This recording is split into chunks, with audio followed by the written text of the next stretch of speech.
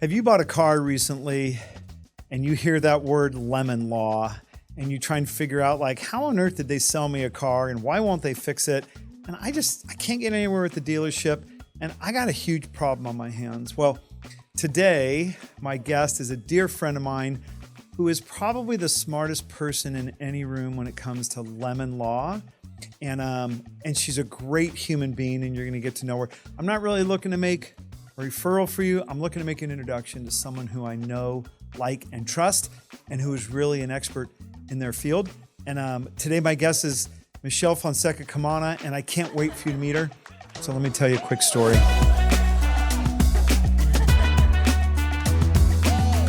Michelle, I'm so glad you're here. I would expect nothing less than the outfit that you have on. Oh, yeah. And for anybody who knows you, like I know you, I love that that's part of who you are, and we're gonna just jump right into that. So first of all, yeah, thanks for jumping into the hot seat. For those people who don't know lemon law, right? We've all heard it, and I want to talk more about why you wear the clothes that you are. No, I mean it, and talk about some social media stuff. Yeah. But give me the 4-minute condensed version, like that someone who's old like me can really dumb down the lemon law stuff and give us kind of the 3-4 minutes about the quick bullet points on lemon law. Yeah. So first of all, thanks for having me. Yeah, This no is worries. so fun. Yeah, this will be an easy one because we have so much to talk about and we're friends and I don't have to like find things to talk about with you. So yeah, we've got a lot to discuss yeah, today. I love that. So quick bit on lemon law. So if you buy a new car, certified pre-owned car, even in certain circumstances, used cars, if you buy that in California and you keep taking it into the dealership over and over and over again, you know, check engine light, and then they keep saying, oh, it's fixed and it's not. Yeah. You don't have to go through that cycle forever. Yeah. So once it gets to a certain point where you've given them a reasonable number of repair opportunities, you actually have the right to a refund or a replacement. So that's where I come in. Yeah. And the best part is that I don't charge my clients anything. So I'm completely And I think most people don't realize that. No. That's one of the biggest misconceptions about what you do, right? Yeah. There's no retainer. They're not, right? Exactly. I mean, if you win, they win. If you lose, they don't owe you any money. Exactly. Like, we're in this together. Yeah, So, I love that. They should know that you have free resources where free consultations, it's not going to hurt you. You at least want to see where you land. Yeah. A lot of what we do is a lot of education and telling people how to build a case. Sure. If it keeps having problems. So just knowing that that is a free resource Yeah, and you don't have to be huge. afraid of, at least not lemon law attorneys. Yeah. We're not going to charge you anything. Completely on contingency, free consultations. And if you Yeah. have a case, the manufacturer pays for all of our fees and costs. So it is a really good deal. I love that. Okay, so I've fully undiagnosed ADHD, just so you know. I go in 9 different directions, but I always get back to my point. One of the things I friggin' love about you and that I can affirm, and I do that a lot, I like to affirm people because, right, so many people can be critical of, oh, lemon law this, or Michelle this. Yeah. I love to affirm when people are doing stuff because I feel like there's so many critics coming out of the woodworks that when someone can hear someone say, God, I think you're really good at that, at least you know that they... One of the things I love about you is that you don't just love lemon law, which is strange to me. But you know, I don't love mortgages either. I love that you're all in. And what I mean by that is I've seen you wear this outfit a couple times on important days. I guess today's an important day, so thank you for that. But I love that you're like, no, listen, I'm all in and I'm not just going to be passionate about my clients. I'm going to like have some fun with it too. And I'm going to wear this beautiful suit that really relates to what I'm passionate about. Thank God you don't want something that's purple, right? But that's intentional from you, isn't it? It is. Branding, messaging, how you're going to dress, look, act, because it's all about that. Absolutely. And it's something that came with time because the legal industry is very conservative, as you probably guessed it. So bunch of old white guys. I'm allowed to say that, by exactly. the way. Yeah. And so you kind of, we were taught even in law school, my professors would say, you know, you need to wear the skirts with the pantyhose. You need to wear black, dark navy, dark gray. Oh my gosh. Only, you know, you That still don't want to exists? stand out. Yeah. Oh my gosh. I'm Crazy. like, I mean, I've been out of law school for like 10 years or so, but you know, even the new generation, they're still kind of being taught that you've got to conform to the old rules. And so since I've had my own firm, no one can tell me what to do. I love that. So that was really fun for me to be able to really show myself authentically because I'm Colombian American, first generation, I'm Latina. Yeah. So I naturally do like the brighter colors. You know, I don't like to just, I love that you just said that. No, I mean it. Like for as long as I've known you, I'm a little slow to the party sometimes. My wife will tell you that. I never really correlated that. Yeah. And I'm so, like, one of the things I love about this podcast with my 4.3 listeners, no, I mean it.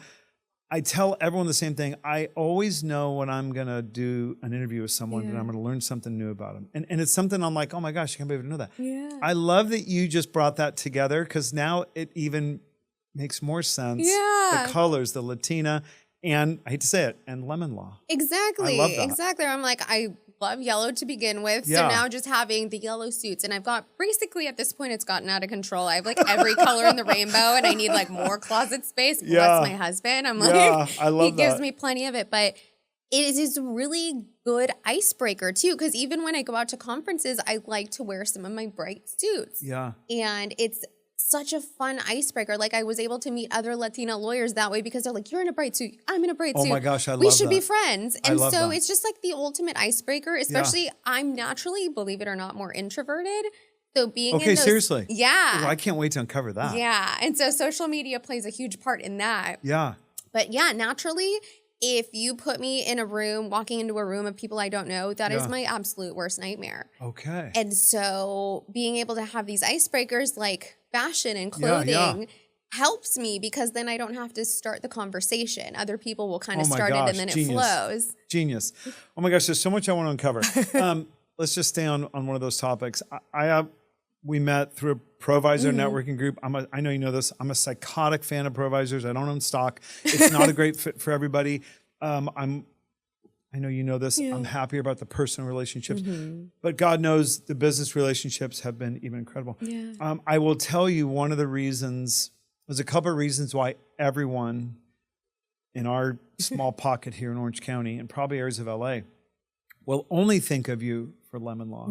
It's not, I know part of it's the accolades when the group leaders will stand up and say, let me tell you what Michelle did to help me with my car. Yeah. But I can tell you a lot of it has to do with the overall appearance of who you are. Not only do you talk about this one area that not a lot of people really engage in, at least in our networking group, but you play the part.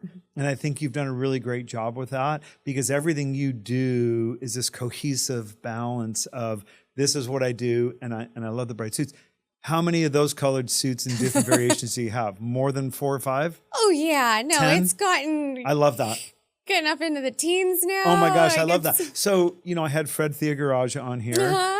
You and Fred are similar. I mean it. You dress very well. It's important you image presentation. I asked Fred this question, and I'll tell you his answer in a second. Is that a pretty good line item on your profit and loss statement every month? Is the suits that you have? Yeah, especially the yellow ones. You And have I'm to, getting right? my associate into it. She just got her Oh first my yellow gosh, I suit, love so I'm that. creating my little army. Oh my gosh, I love that. Somehow you should align yourself with some sort of branding company or something and come up with it. So I love that about you. No, I mean, I know what you do. You do good work because people stand up and tell you do great work. Let me go backwards for a second. Where'd you go to law school? USD Law in San Diego. And so you go to USD Law, still sounds like some of the old white guy guidance and instructions on kind of maybe who you should be. Did you go to a firm right out of law school? And has it always been lemon law? No. So funny story. Have you seen the movie Legally Blonde? I have. That tracks a lot of my career as an attorney, believe it or not. Okay, I love that. So I went It's a great movie, by the way. I mean, my wife likes it. No, I mean, it's a good movie. I've seen it twice. Yeah. It's entertaining. No, I feel like it is very much based in some realities because it was my reality for a while. So I went to UC Santa Barbara. I was in a sorority. I was in Tri-Delt. So I grew up doing that. And then I had that realization my junior year, like, what am I going to do? And my dad's like, are you getting a PhD? Are you getting a master's? Like, what's next? Yeah.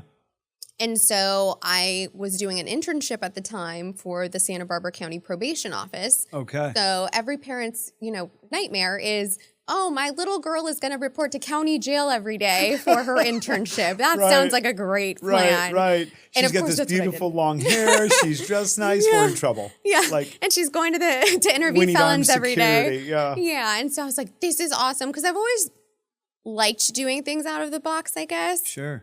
And so I saw that internship opportunity. And I was like, sold. This sounds like the craziest thing I could possibly do. So I'm going to do it. Yeah. And so in doing that, I got to learn people's stories. And then I realized I love learning their stories, but I want to be able to actually take it one step further and be the one advocating for them. Okay. And so that was that light bulb moment for me where I just woke up one day and was like, How old I think are you? I'm going to go to law school. 23, 22? Oh, no.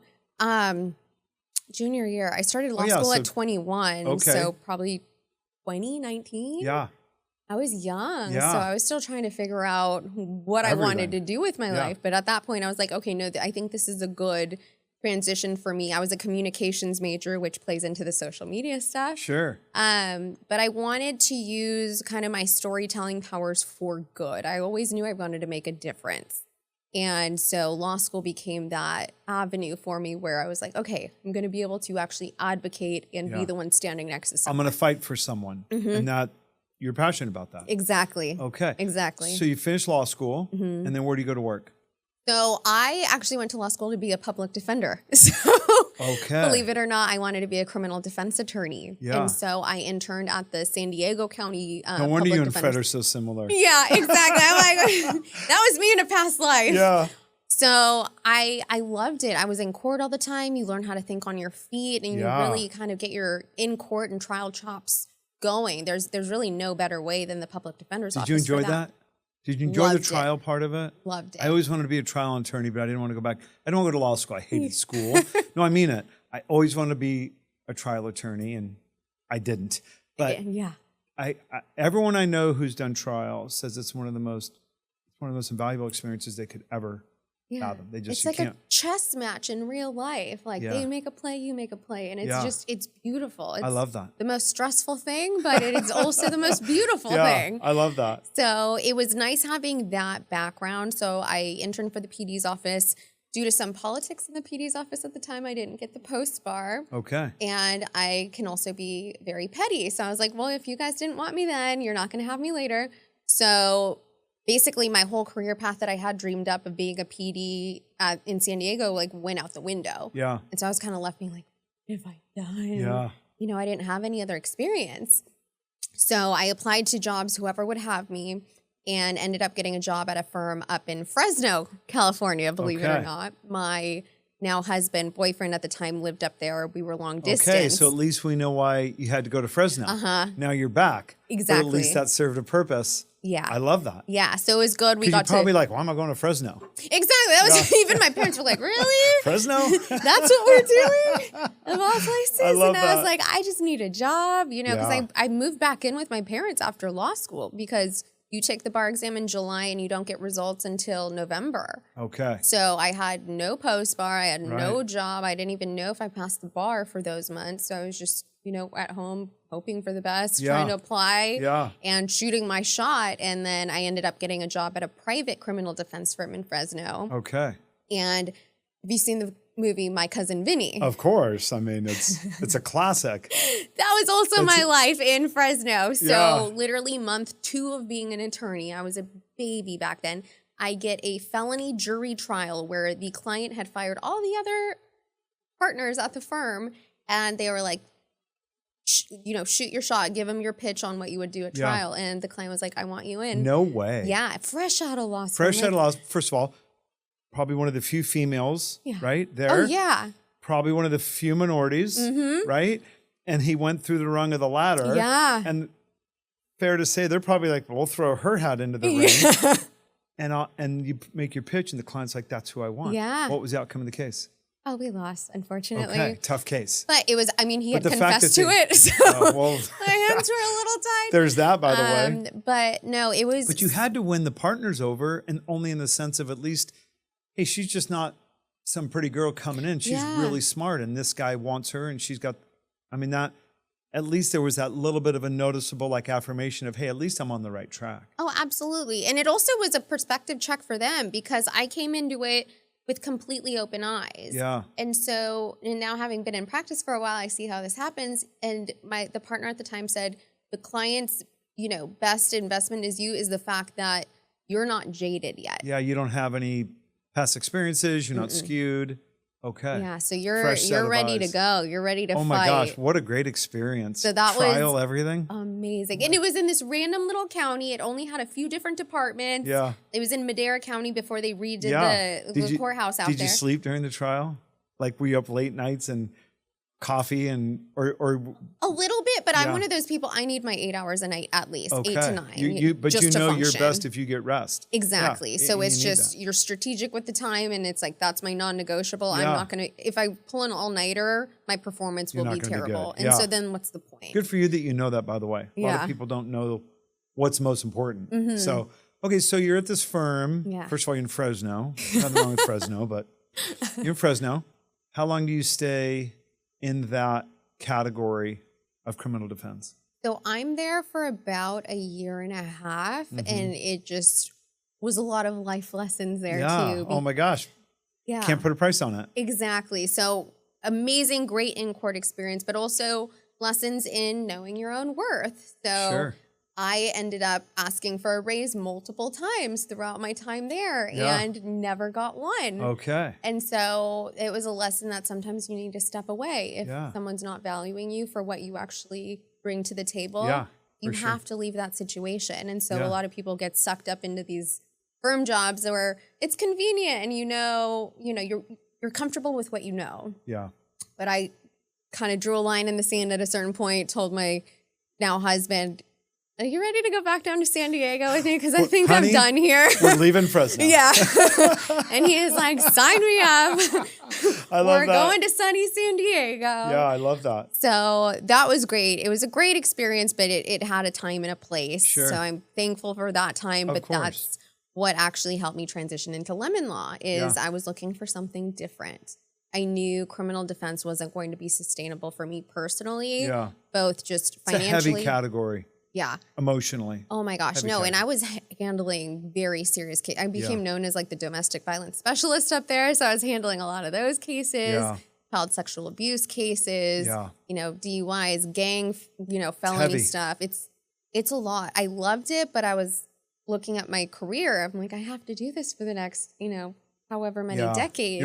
You almost got, because you were good at it, I hate to say it like that, you were almost cornered into being this superstar in this category that is forever just going to be really hard emotionally. Exactly. I'm not trying to compare it to lemon law, Yeah. but at least, and I'm not trying to compare it because I don't know, but yeah. at least now, like a guy like Matt Stein stands up in front of 2,000 people, and there's like that's a victory, right? You got to celebrate that. So I don't want to take away from what we're talking about, but I could see maybe now you're a place where like I see victory all the time. I don't want to say the loss isn't that bad, right? Yeah. If you don't win, but you get to celebrate a lot of victories with people. Exactly. And it's really kind of a transition. Now I'm holding these huge corporations accountable for their actions. Yeah, I can't wait to dive into that, by the way. No, I mean it.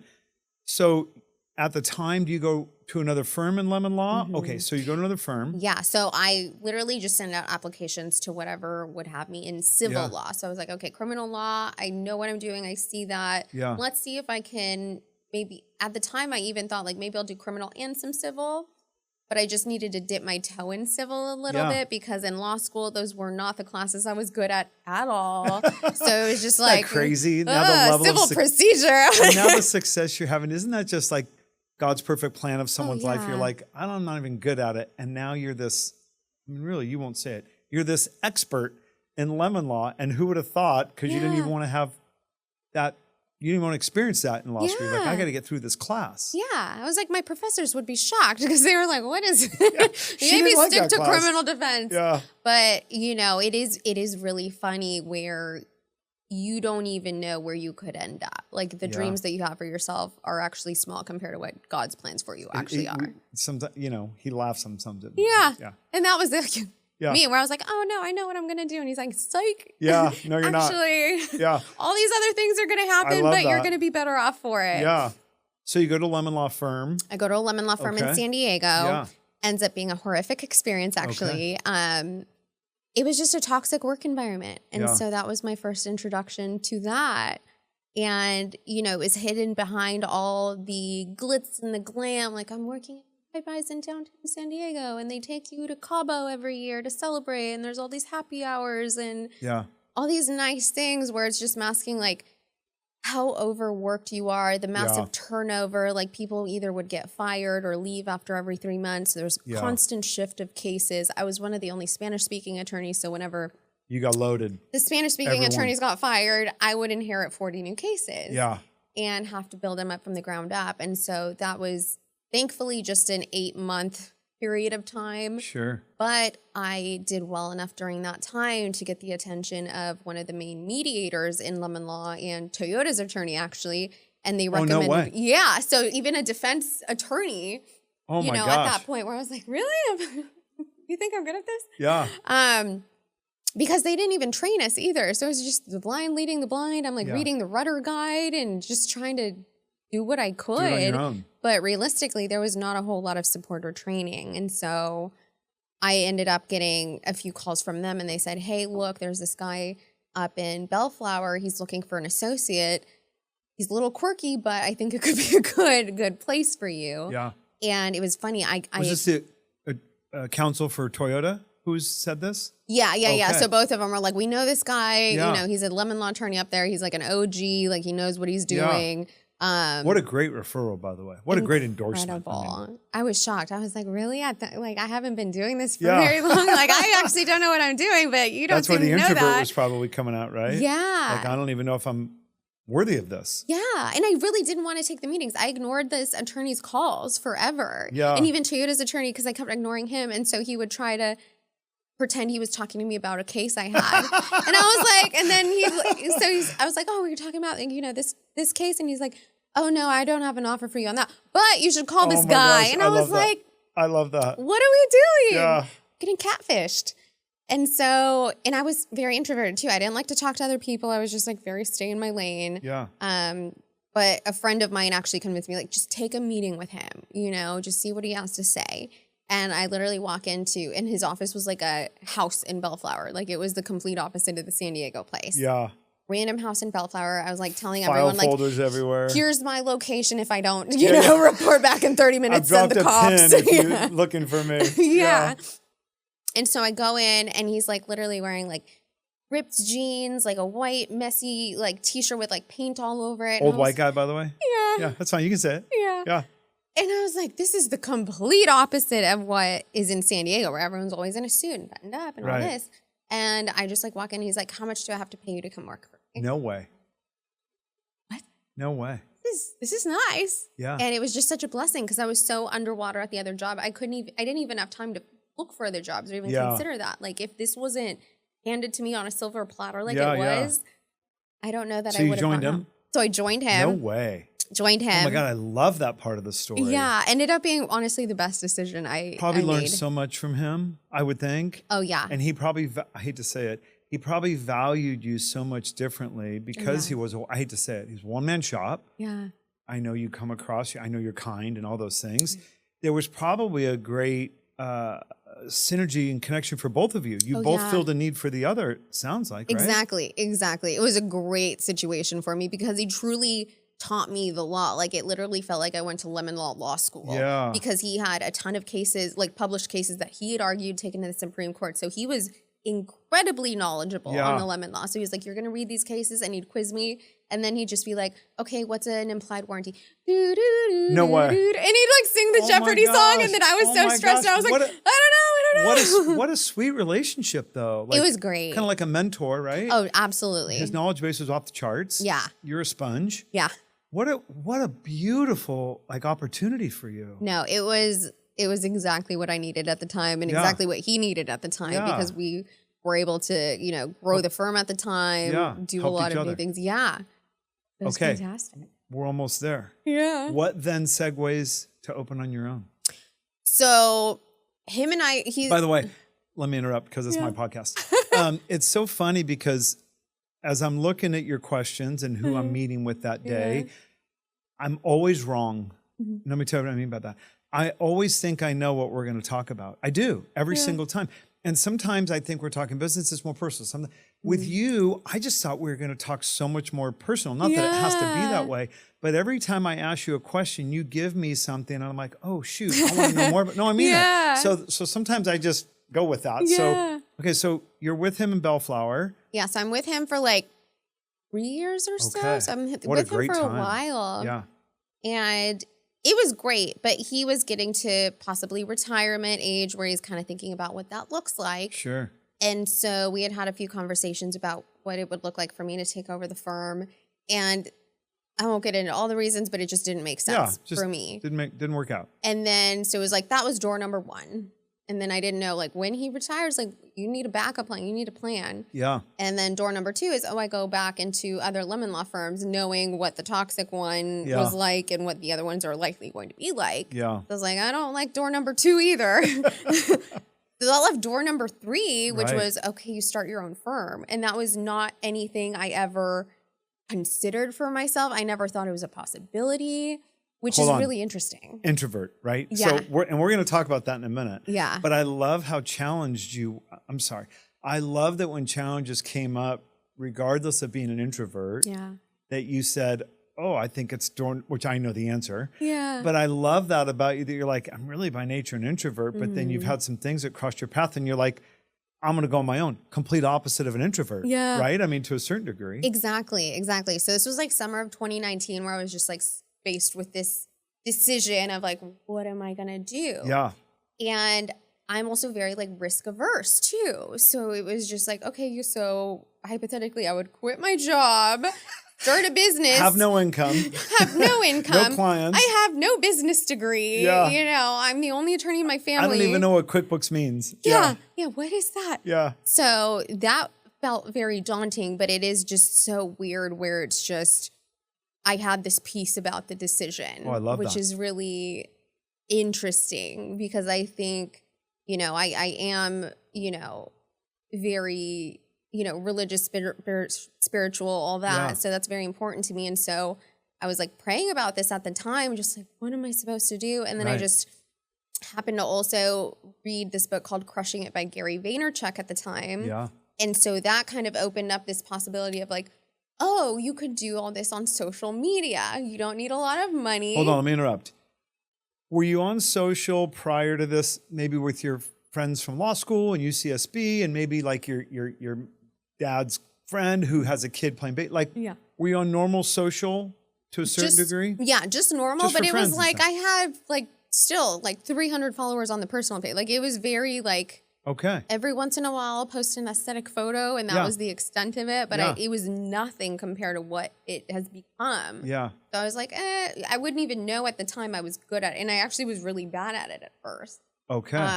But so you read Crushing It. Read Crushing It. At the time you're thinking of going on your own. And that sparked something. Yeah. That says maybe this is how I can at least help my launch get better, right? Exactly. I was like, okay, this is a low cost way that I could do it. And I can potentially be the rainmaker. Because I thought, oh, you have to be an extrovert to be a rainmaker. Because it's what you think about the stereotype. Like, here's my business card. This is what I do. Like, I hate doing sales. Like, I'm not a salesperson. Yeah. So I just have always felt very cringy about that.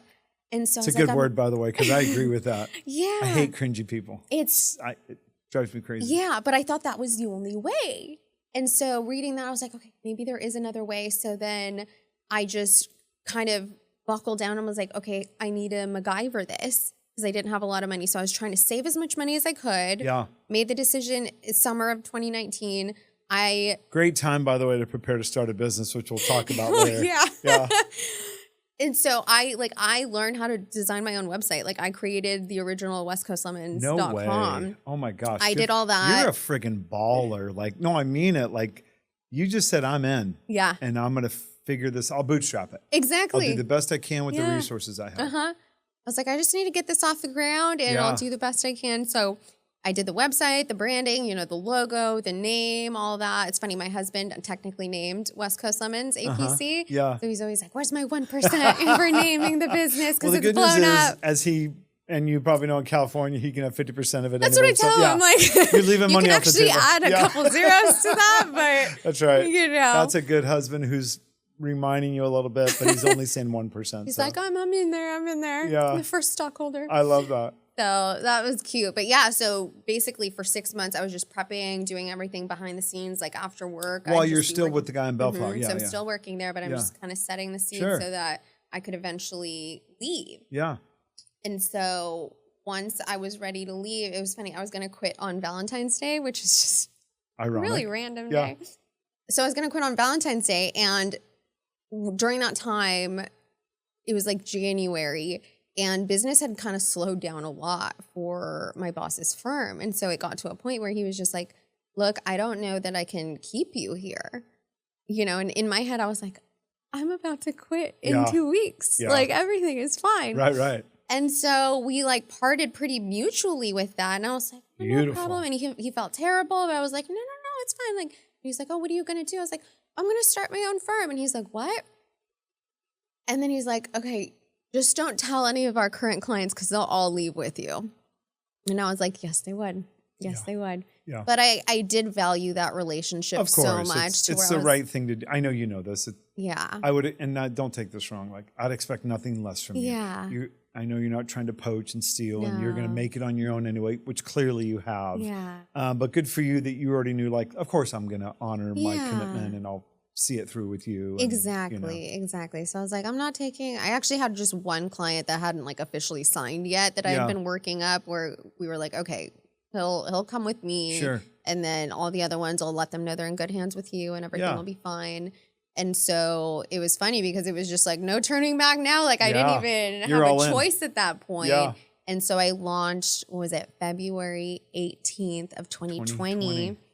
And at that time, I didn't know anyone in the industry. Like I didn't really know other attorneys because the other firms I'd worked at, networking wasn't something that was valued or encouraged. It was just like, just do your work, stay here. Everything is for the firm. Yeah. And so I was like, oh, when I start my firm, I'll go meet people and do all the things. And 3 weeks later, the world shut down. Right. So I ended up going to I think one Orange County Bar Association meeting. But it's so funny because I feel like my journey would have been very different had the pandemic not happened. Yeah. Because I even remember that meeting. It was just everyone stands up and introduces themselves. I was so terrified. That's the first time you ever did that? Yeah, as a business owner. Yeah. And just looking around, I just felt so intimidated. I was like, who am I to be here? And it was that imposter syndrome where I was like, I don't know if anyone's going to take me seriously. I'm a woman, Latina, I was 30 years old at the time, and asking all these people to trust me with their car problems. When people, normally you have car problems, you're probably going to call a guy. You're not going to, automatically be like, oh, she probably knows how to fix my car problems, And so I was dealing with all of this internally where I was honestly wanting to kind of hide behind the brand. I didn't want to be forward facing because I was like, I know if I get them on the phone, I know what I'm doing. Yeah. And I'm ethical and I can provide value and results. Like I know I can get them on the phone and I can close them, but it's just a matter of them getting to that call first. Sure. I didn't want to scare them off by them even seeing a picture of me at that time. Yeah. Okay. Oh, we'll do that. And then just the fear of talking. Like I remember I got up to say my name and I just forgot to breathe. Oh my gosh. Hi, Michelle Fonseca. And it just turned off. And then I turned bright red and I'm like, okay. It was a train wreck. I want to tell you why let me interrupt again. I want to tell you why I would have loved to see that because I love that you can be like, hey, introvert, imposter syndrome, I don't even know. And I didn't really know that side about you as long as I've known you. But I want to tell you this. It's crazy to me when I know someone like you, I could never understand how you feel that way because you don't come across that way. Some people come across how they feel, right? Yeah. And you look at me like, oh, I'd love to help polish that person for 30 seconds. Whatever it is that you might feel inside, and I can't be the first person to tell you this. No one, if you didn't disclose it on this podcast. Good news is we have a lot of listeners, but I mean it you don't even resemble it for 1 second. And I'm sure it's maturated over the years as well. So I wish I would have seen that embarrassing moment. No, I mean it. And I wish someone had it on camera because I'd love for them to do like a side-by-side. Yeah. Like this is how I effed it up so bad the first time. And even though I'm still an introvert and still not quite comfortable, you don't come across that way. So no one would have any idea that you struggle with that or you're an introvert or anything. Yeah. And that's what I love talking to other people about, because I'm like, they are at the stage sometimes now where I was in 2020, and they just assume you have to be this person the whole time. Yeah. I was not always this person. Sure. I was a shell of, who I am now back in 2020. You had I to was grow into terrified. it. Yeah. But it only came by being uncomfortable. Yeah. I had to put I myself love in these that. situations. I had to put videos on social media, even though they were cringe at the time. They weren't very good. I was not, I was like a little speck in the corner of the YouTube video. Yeah. I didn't know like angles or lighting. Yeah, and you're trying to God help but me. hey, you were just trying to figure it out. Yeah. And most people don't even try. Exactly. Or they look at the cringe part of the YouTube video and they stop. You didn't. And that, I don't want to say that's the difference of people that succeed and those that don't. I'm not making that exact correlation. Yeah. As you know, so many people in life, they want the relationship to be easy. They want the business to be easy. And the difference is when it gets hard. A quick side note. In my early years of my marriage, we had I was a dad at 25. Like, we had young kids. Yeah. I remember there was a couple seasons, and I talk about my marriage. My wife knows it anyway. There was a couple seasons where we were really struggling. And one of our struggles was my wife would say things like, it shouldn't be this hard. And I can look back now to being married for 30 years and understood like where she was at. The moral of that story is, because it was hard and because we both had a non-negotiable, like other than infidelity, non-negotiable, we're in it. And we just kept doing it until we got better at it. Yeah. So many people, whether it's a marriage or a friendship or a business, they stopped doing the video because they didn't like the first one. Yeah. Good for you that the tenacity was, okay, that sucked, and I'm going to make it better. Yeah. Because now what you do, I know you don't like to. I know you don't like to say great things about yourself. I know you. There's people that want to do social media. There's people that are good at social media, and then there's people that really define it. And you have really defined it. No, I mean it. I know you don't love compliments. I mean it. But I love that you just made a comment that like it was so bad in the beginning. Yeah. Because no one starts out great. Exactly. Joe Rogan on Fear Factor was terrible, by the way. Yeah. I love that you said, God, it was so bad. But it just does go to show anybody that's listening. And it does. And I always say, it doesn't matter if it's work or a marriage. Yeah. Look where you are now and how good you are in social. And it really kind of defines who you are. Yeah. It was really hard. So I want to ask you something about social. Are you still afraid in front of the camera? No, I love it. I actually get so much joy from it. Okay, good. Because it shows. Yeah. If you said, yeah, I'm still scared, I'd be like, God, it doesn't show. Yeah. But to know that it's more comfortable now, obviously. Oh, yeah. And you have to like the results. No, it's fantastic. I've gotten to connect with so many people. Yeah. And it's just, I think with in-person networking, you are kind of limited geographically. Sure. And time-wise with how many people you can actually interact with. Right. On social media, that is limitless. You can connect with people at such a large scale across the country, across the world. And I've gotten to meet attorneys from all over the country that have then come in and tell me, look, you helped inspire me to believe that I could start my own firm Oh my too. gosh. And I'm like, I love that. Isn't that so cool? It's insane. Like I never pictured me being uncomfortable on social media turning into this situation where people have gotten to grow up with me and my firm and kind of see, oh, there is some truth to the whole, if you can see it, you can be it. Yeah. And so people have gotten to see me and, a ton of other attorneys in my generation, like, live out loud on social media and grow our businesses and do all that. And then they're like, well, if they can do it, maybe I can do it. Yeah. And that's just the only mindset shift that a lot of us need is just, I can do it. Yeah. I just had a visual, and it's a reminder of who you are and why I'm friends with you and why I want you on the show. I know you just opened your office. Yeah, congratulations. I'm sure you're scared. Like now I have to make a rent payment every month. Yeah. I have to pay an IT guy. I have a phone server, right? All that stuff. I'll tell you probably my favorite picture.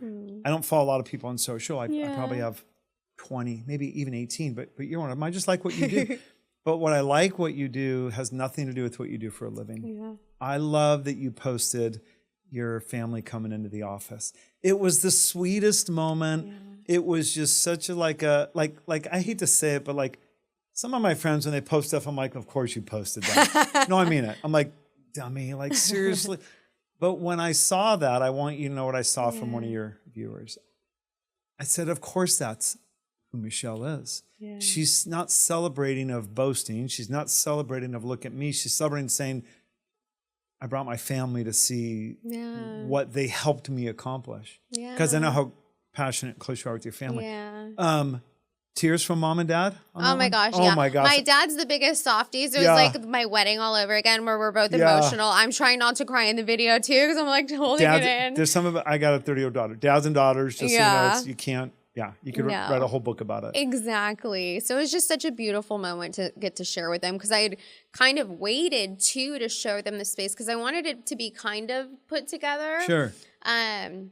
And then, it worked out perfectly where my brother or his girlfriend were able to come too. And I told Brandon, like, just take a video. Like, I want, like, this is going to be a core memory. Like, I want to remember this forever. For sure. And then I saw it and I was just like, no, I think other people would also, benefit from this and just like sharing that moment. Cause it's like my followers too, like they've seen me starting it out of, my guest room at my house, and being remote and going through this process where it's like, you don't forget where you came from, and that's really, really important to me. Well, I'm gonna affirm something else. I'm coming from and I say this because I'm allowed to, coming from the 58-year-old white guy.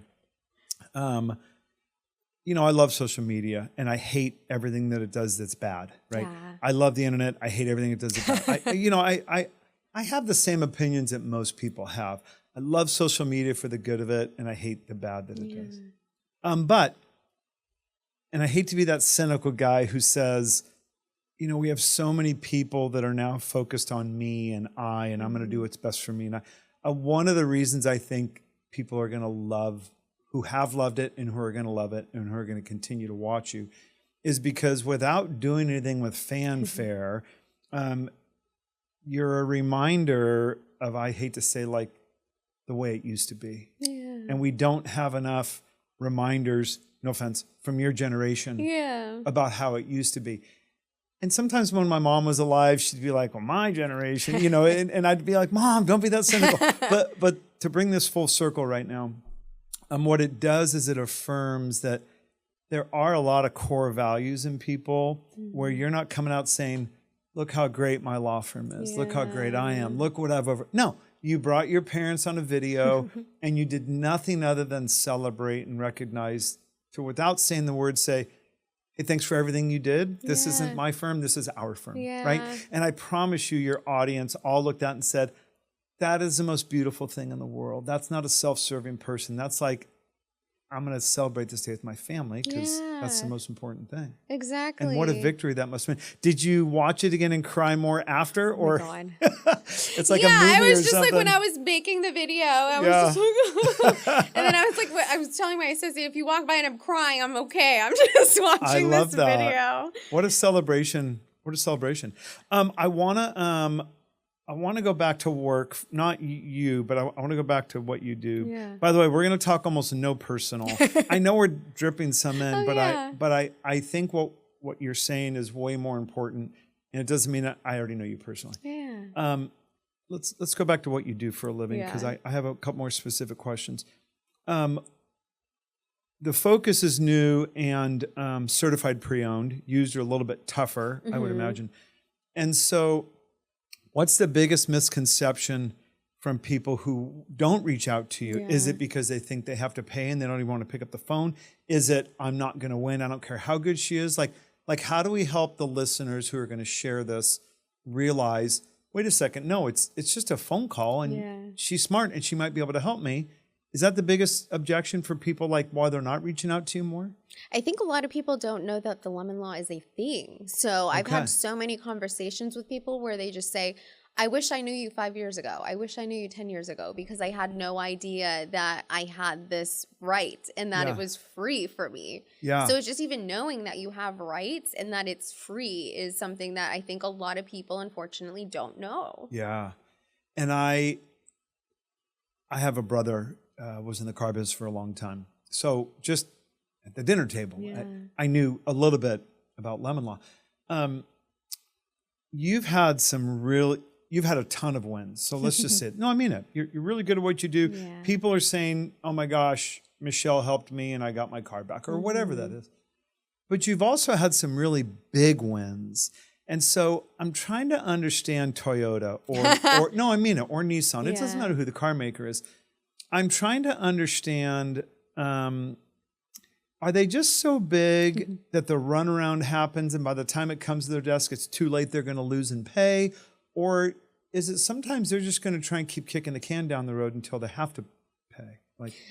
So it really depends on which manufacturer it is, because some of them do step up and take accountability relatively quickly. Yeah. Other ones, they don't know how to run businesses or law firms is what I see. Yeah. And it's just you can't get a response to, like, I can't get a response to emails, phone calls, nothing. And then they don't actually look at the facts of the case until we're in trial in 2 weeks. Okay. And so at that point, And they all have counsel. Oh yeah, they all have Or counsel. they have some sort of contracted firm who, it's not like it's rocket science, right? I mean, they all know what's coming. But they're handling so many cases. They're overloaded. So it's just more of a kind of structural thing where if they're handling 1,000 cases per attorney, 500 cases per attorney, no wonder they're not responding to my phone calls and emails. They're just trying to put out the next fire. Yeah. But from a manufacturer level, why not hire more law firms? Isn't that like... It doesn't make sense to me. It doesn't make sense, right? You said something earlier. I have a lot of friends that are attorneys, and I tell them all the same thing. I wish I was an attorney. By the way, they all say the same thing. No, you don't. Yeah. As you know, I'm an entrepreneur, and I've had a lot of wins. And I've had losses, too. So I think one of the reasons I've had some mild successes more because of the losses, not because of things I did right. And you said something that I've never understood about any business, seems to be a common theme with attorneys. The most successful businesses I've watched have one common theme: longevity and tenure of employees. And I read a book a long time ago about leadership. An owner of a business had given it to me. And the premise of it was, if you take care of who you have, and you give them a little bit more money before they ask for the big money, people are typically not leaving an organization. People typically leave an organization because of leadership. That's like 82% of the reasons people leave is because of leadership. And what I have found is the most successful businesses, I don't mean to be rude to employees, when I had a bigger company, I would go give someone a raise before they asked for it, selfishly for one reason, because it cost me less than when they asked for the raise. But I did value them, and I wanted to give them something before they felt like they needed to ask for it. And I had people stay with me for a long time. Yeah. It's a common theme you hear amongst law firms that I feel like sometimes, I feel like the government and maybe law firms should hire an entrepreneur as the CEO, not a really smart attorney or not a really smart congressman. Because I think sometimes people miss the business opportunity of the business where, no offense, if they would have only asked you to work 60 hours a week instead of 80, if they didn't take you to Cabo but gave you a $12,000 a year raise, and if they treated you well, I'm not saying you would have never left, the chances of you leaving are less if you're valued. Yeah. Would you agree with that? 100%. They just don't treat people well enough, and then you bring that into kind of what you experience. Why not hire 2 more attorneys and give away a little bit more money, but reduce these big, massive claims? Yeah. And then, so you get these big claims, client loves you, you work on contingency, so you're only getting paid. So I know you probably take the cases you know you can win. There's also probably some you take where you just care about the person. Out of principle, And you're like, I don't know if we're going to win, but I'm going to, right? Exactly. I know you have a few of those pro bono cases you probably take on because you like the person and you want to fight for them. Yeah. Do you win some of those? Do you lose some of those? But you're going to always probably take some of those because you just like helping people. Oh, yeah. Yeah. No, so I don't take on a lot of used car cases, but I actually just settled one that's been in litigation for almost 2 years, year and a half. Gosh. Very, very hard fought case, but it was one that it was on principle for me where I was like, well, this is a very, lemon law's niche. This is niche of niche of niche, this type of claim that I had where it was, a used car dealer basically a Chevy dealership sold a used Ram truck to my client, but they didn't do their due diligence before selling it to them. And so I have a fundamental issue with used car dealers that aren't properly vetting the cars that they're selling to other people. Yeah. Just because they're a different name brand. So I'm like, if you're not the expert in being able to diagnose and repair it, why are you selling it? Maybe don't sell it. Yeah. Yeah. Maybe just sell it to another dealership that is equipped to do that, but they just want to make money and flip cars, you know, so they just do a little bit of something and they don't actually do the digging and being able to pull codes and figure out, oh, what was the previous history?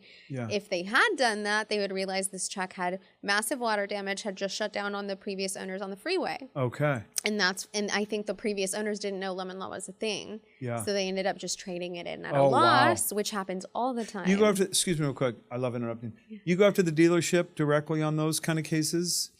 Versus on used car cases. On used cars. Because you can't really go back, 10-year-old car, let's say, can't really go back to the manufacturer to a certain degree. Well, the law actually changed on that last year and completely gutted used car lemon law, because before the way it worked is if you have a manufacturer's warranty that's still active, doesn't matter if it's new, used, certified, pre-owned, it's really a warranty issue. If the manufacturer's covering it under their warranty, that means that they're saying there's a defect in materials and or workmanship in the car, which means it's their problem. Right. Law change where basically they're like, oh, too bad it's not fair for these poor billion-dollar corporations on used cars, even if the warranty is still active. So basically on normal used cars, you can't sue the Let's not punish the billionaires, by the way. Yeah. Oh, pobrecitos. Whole different podcast, by the way. Yeah. Whole different podcast. Let's not punish the billionaires. Let's not make it harder for them. Exactly. So that happened. So then we had to figure out, okay, what can we do? And so basically the carve-out was that the Supreme Court said you should be going after the car dealerships. But the issue is it's still a warranty issue. So the car dealership has to provide a warranty free of charge. It's not these extended warranties that you're sold. It's whatever comes with the car on the buyer's guide. And normally with used cars, it's like 30 days or 1,000 miles and your engine's going to blow on day 31. There you know. So it's really hard. It's like the stars kind of have to align for a lot of these used car cases. But in that one, they kind of did. I mean, it was it was a very difficult case. Yeah. But basically, we were able to prove. I pulled all the records from the previous owner and showed, okay, it was taken in for loss of power. These codes came up 3 weeks before it was then sold to my clients, and then a few weeks after that, same exact code, same exact problem came up again and again and again. And the dealership couldn't show anything. They didn't even do an oil change on it. To a certain degree. Oh, yeah. Right? They're like, oh, it's JD Power certified, pre-owned, you know, it's so great. Trying to sell a car. Yeah. Not true. Exactly. It's like they barely even looked at it. You know, barely looked under the hood. They're like, oh, yeah, it looks great. Yeah. Here's the title. You know, they don't do their due diligence. And so my whole thing was just, you shouldn't be doing that and then just leaving these clients spend the $800 and do the whatever point inspection. Yeah. And if you come up with something, don't sell it. Or fix it. Or make sure it's fixed. Like take it to a Ram dealership and have them fix it. Yeah, or do something. But and I get it, right? It's a units thing. They just want to get in and out. They don't really want to. No, not just the car business. Very few people want to take the extra step to do the right thing. Yeah. And we all hear the stories of these class action lawsuits on a seatbelt or whatever it is. And we've seen enough documentaries and we've seen enough cases where, I hate to say it, it is the law of averages. Instead of fixing 5,000 cars, they'd rather take the 2 class action lawsuits because the math is going to be less, and so many people don't want to do the extra step to do the right thing. I got to get ready to wrap up.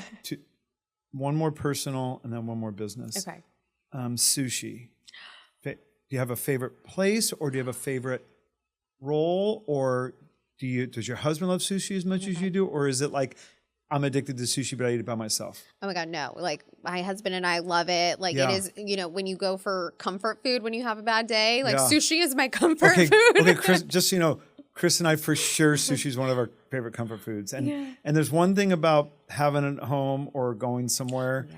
I mean, so anyway. Oh, yeah. No, there's an omakase place called OMG by Gino. I think it's in Fullerton. Yeah. Oh, my God. Incredible. Like, such a treat. Like, you just get to see the amount of work and joy and pride in each bite. It's art, by the way. It is. Watching them people, like, cut sushi. Yeah. Like, in the way it's an absolute art. I think I enjoy it because of that part of it. Yeah. I love food, but I feel like some of these sushi chefs are like artists in what they design. Oh yeah. No, it's fantastic. But anything salmon, I love. I love that. But yeah, no, if I could eat salmon every day, all day, that's what I'm working for. I love that. One last thing on what you do for a living. You're so good on social. I know you have people reaching out to you. How do we get a bigger message to the public about cars? Because I got to imagine if 10 people called you this week, I got to imagine there's 20 more that just thought the dealership's going to fix my car for the 14th time. Yeah. I don't really have any rights. Like, do you struggle with how am I going to do that? Or you're like, no, Chris, I'm going to take one bite of the elephant at a time. I can't eat the whole thing at once. I'm only going to try and help those people that I can reach. I can't figure out how to reach everybody. Yeah, no. And so that's a great question, because the way I've grown my practice has been very intentionally, because I could have scaled up and the wheels would have fallen off. And for me, quality control, like I want customer experience to be at the forefront of our firm. And I want people to have a good experience with a law firm and an attorney, because sometimes this is the first time they've ever talked to an attorney. Sure. And so I want to kind of be an ambassador for attorneys too, and kind of help change that stereotype. So I have been very intentional about not pushing out the message too much. Sure. But now I'm in the process of building the team so that I can take on and help more people. So it is really exciting that we're transitioning into that phase where I am finally going to start probably doing some paid advertising. I haven't done any so far. It's just been organic content that I like doing anyway. Yeah. But now to be more intentional and be kind of more of a business owner about it. Sure. I'm really excited for that next era of the firm and being able to reach more people. I'm so excited for you. The good news is everyone knows you're not going to stand on a big 18-wheeler semi driving down the road with someone else and say, we'll get you trillions of dollars. Yeah. I know it'll be done tastefully and ethically, and I don't mean to say that lightly. My favorite part of today was hearing you say that you're by nature an introvert. And I mean it, because I would have never, if you just said, there's 10 characteristics of me, here they are. If that was one of them, no, candidly, I would have checked it off and scratched it off. Oh my God. My first one. And so, I'm an old guy. Yeah. It's such a great, it's a great vision for someone like me to say, oh my gosh, this girl was an introvert and now she's this real adult, and she enjoys the camera and she doesn't come across as an introvert. So you've definitely kind of helped overcome that. Here's my last piece of unsolicited advice. I know you're not asking for it. I would continue to talk more about your personal story, however that messaging comes across. And because you don't come across as boastful and you don't come across as like, look at me, I'm going to get mine. Yeah. I feel like we're having this generational shift right now where people are starting to want to go back to the old ways a little bit. They want to see you bringing your family into your office. People want to know that you give a shit. Yeah. And people want to know that you hated being treated unfairly, that you didn't need a bigger seat, you just wanted a seat. Yeah. And if I could give you any advice, keep doing more of that. Yeah. Because when people hear your story and they hear that she was an introvert and now she's a monster on social media, you know what we think? Well, if she fought that hard to get out of that, she's going to do a great job for me. Yeah. People correlate the personal. She brought her family to an office. Like, what a legacy. Yeah. If she cares that much about her family, it all comes back to how do I feel? Yeah. You're going to make me feel like if you care that much about your family, I want to be in your family. Yeah. No, I mean it. And so I can only tell you, keep doing more of that. I want you to look in that camera right there. For people who want to reach out to you, how do you want them to get a hold of you? You can follow me on Instagram, West Coast Lemons, or for the Spanish speakers, Señora Limon. We'll be rolling out a big Spanish social media campaign here soon. But otherwise, give me a call, 714-804-5546. Yeah. Listen, I don't need to already expand on it. You heard Michelle. You know what she cares about. She cares about things being done right. She's an advocate for people. She was kind of born that way. She went to school as an advocate. Her career is an advocate, and she loves lemon law, which is strange. No human being loves cars as much as Michelle. Maybe the car dealer she has to sue, but new car, certified pre-owned especially. If you're not getting treated fairly, the phone call's free. I think that's the most impactful thing. Before she has to fight for you to win, the phone call's free. Please reach out to her. She's a dear friend of mine. We'll get you all her contact information. But she is the expert in our area, and everyone else says that about her. She doesn't. And so please reach out to her. Thanks for taking some time. I can't wait to get all this posted out there and let your audience know how the rest of us feel about you. So thank you. No, thank you. I love this.